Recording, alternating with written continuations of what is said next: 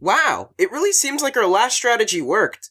We entranced people with cute anime girls, we turned a visual novel into an overwhelming and monotonous gacha system, and to make everything sound better, we made these games super inconvenient to play despite the fact that it's on a phone. So what do you all think should be next?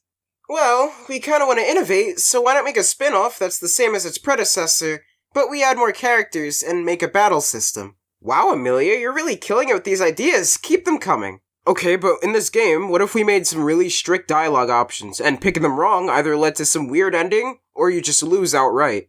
You know, that's not really a bad idea. I'm gonna write that down.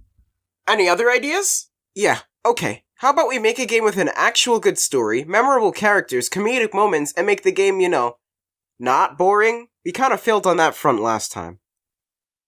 What? Oh, hi, welcome back. It's been quite a while, and you want some more games, don't you? As if the stuff I didn't tell you back in May wasn't satisfying enough. Well, fair enough. I did kind of a bad job explaining some of these games. So you know what? More visual novels. As you can see, I came prepared with some more stuff. Some are sequels, others are new games, and some are actually good, but let me just take a look at that first. So when I first hit the download button on this game, I wasn't really expecting much, and then when I actually played it, it was kinda good. Lily's Night Off is the sequel to the oh-so-famous Lily's Day Off, a game I was so disinterested in I quit within the first 20 minutes. However, the sequel did revamp and change some things to stuff that I actually like. There's a whole new original soundtrack, the presentation is really great, and there are 2 new characters. We obviously have Lily, who is the main star of a music group called the Lily Pads. Last time I didn't elaborate on the fact that she was famous. There's Vicky, who is the peppy, energetic girl of the Lily Pads. And then there's Nim, who is the adorable, shy member of the Lily Pads. I love her. You play as someone who is mostly of an unknown identity, and instead of meeting Lily on the street like last time, you bump into her, and fall on her. And this is where you start to make your first of many dialogue options. They matter a little bit too much, but that's kind of the charm. Like, you can get endings where Lily becomes a shut-in after selling her rap lyrics, or endings where she puts you on a leash and treats you like a dog. Okay? There are also endings where people die. This one happens way more than it should. But I'd be lying if I said that the endings weren't a treat. It's like getting a little present after doing something as trivial as reading. And it's one of the very few visual novels that I've played that made me laugh on purpose. So yeah, go try it. You're a 10 out of 10, Lily's Night Off. Good for you. It's a harem. That's all I gotta say, it's a harem. That's all it is. Data Life Spirit Pledge is somewhat more than just a simple visual novel, so let's just try and get started with the story. I played as a character that I decided to name myself. His name? Sugma Dick.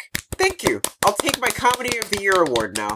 Anyway, in this world, quakes are happening everywhere. This is the activity of things called spirits. They cause chaos upon the world.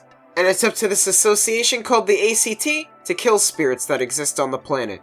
And Sugma doesn't like that. So, with the help of his sister, he goes on an adventure to save them. By dating them. Why? Good question. Data Life Spirit Pledge has actual gameplay. It's like a side-scroller beat-em-up, except it's on a phone, so it's really clunky. You kinda just go around and spam the attack button, and momentarily you just go around to fight the ACT. It's really something. The dating part of the game is exactly what you expect. You go on special dates with spirits of your choosing, but to simplify things, let's use Toka as an example. When you first meet her, she's very threatening, and she's ready to kill you. But with the power of your suave, sweet-talking, you manage to go on a date with Toka, teaching her what it's like to be human. Going to places like the bakery, the carnival, and a sunset. But don't worry, if you mess up, you're not alone. You have a sister, who is your dating coach. And she talks to you through a walkie-talkie. And that's practically all that I can remember. I do remember a couple things, like there's a shoot 'em up in the sky or something like that. And that's really it. I don't remember much. Anyway, 7 out of 10. Also, yes, before you ask me, I do know that this game has an anime. Okay, I literally only downloaded this game is because one of the promotional images said available in English and Japanese. Hikikomori Detective Brothers is a game where you have a brother, and he's just a really sad, homeless romantic. He never goes outside, yet he wants to hook up with women. Suddenly, you receive an email from this girl who tells you to remove dirty pictures of her from the internet. So they go into the internet in order to delete all dirty photos of her, using one little virus. So some time passes, your brother gets scammed out of 50,000 yen, and I was scammed out of 2 hours of my life.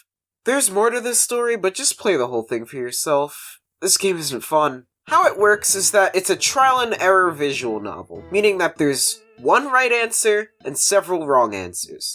For example, if you force your brother outside at any point of the game, his brain overloads with so much information, and he dies.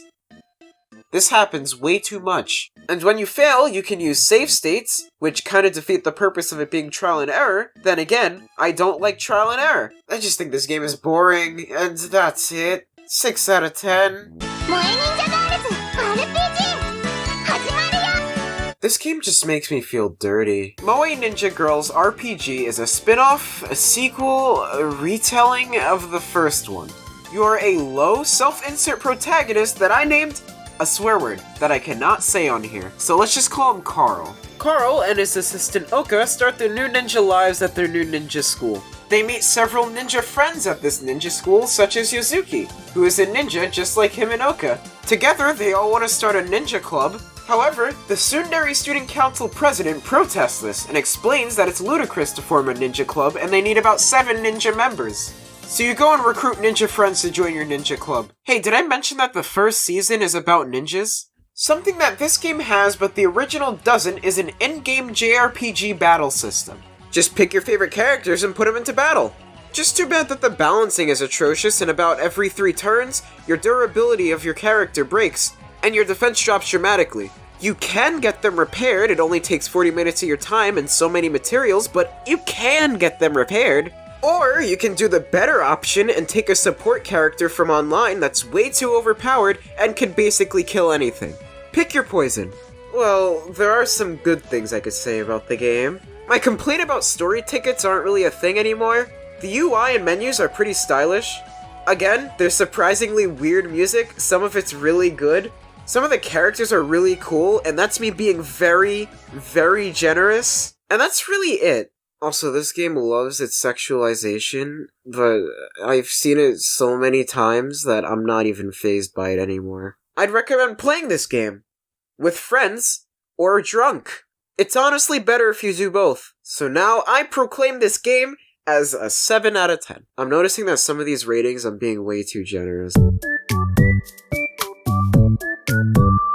Alright, we're done. That marks 4 more visual novels in the books.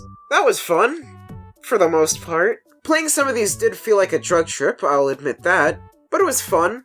Okay, but here's your task for today. I said it like 20 seconds ago. Play every single game that I just listed here, drunk, or with friends. Then I want you to come back to me and tell me your experience with this. I want to hear them.